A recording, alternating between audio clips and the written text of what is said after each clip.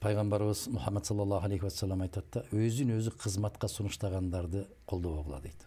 Кызматка койбогула. Койбогула дейт. Өзүн өзү сунуштагандар. Ооба. Жулунгандарды, жулкунгандарды. Туура.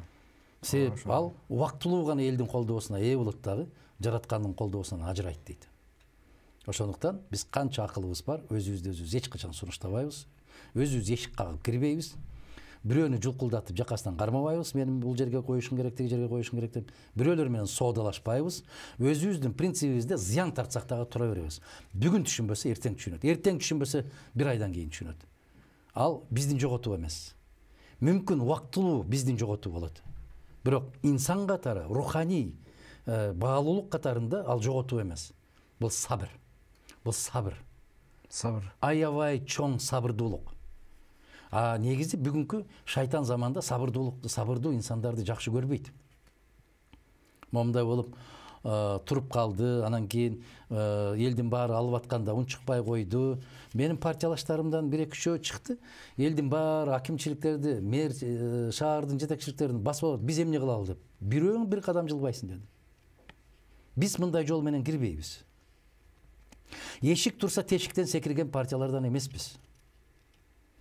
Биз жараткандын буйругу менен, калдайган калың калктын колдоосу менен, ошол элден ишеним алып, элдин мандаты менен гана киребиз. 4-5 кишинин жүгүрүктөрү менен кирбейбиз. Анан дали оңолбодуңуз дегендей сөздөрдү уктум. Оңолбойм, бул жагынан мен кебелбес турам.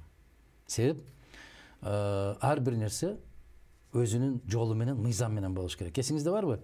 Троя деген керемет фильм бар. Ооба. Ахиллес. Ахиллес менен Гектор экөө бири-бирин ушунчалык жек көрөт. Ушунчалык экөө эриөлгө чыгып чабышып атканда бир ашыктай болгон таш, жылкынын ашыгындай болгон ташка чалынып, Гектор кулап түшүп атат. Ахиллес эмне деди? Тур. Менин даңкымды кандайдыр бир таш алып койгонун каалабайм деди. Керемет. Укмуш, караңызчы, не деген философия жатат. Кулап калгандан кийин секирип барып туруп эле тиги муздап салса да болот. Муздап салса болот, башын жара чапса болот. Жок, тур дейт, тур. Сен тур, экөөбүздө бирдей шарт болсун. Кулап калган кишини өлтүрүп алып, мен атагымды чыгаргым келбейт. Анда менин атагым тиги ташка өтүп кетет дейт. Ошол сыяктуу эле. Бүгүнкү түзүлгөн кырдаалда менин ушул жерге жетишкендигимди кворум деген маселе жокко чыгарбаш керек деген бир жигиттик эр-азаматтык Ахиллес сыяктуу бир чечим кабыл алыш керек. Баягы Цезарьдын аялы ар кандай күмөндөн сыртта болуш керек деген сыяктуу эле. Бул бийлик. Бул улуу даражалуу бийлик.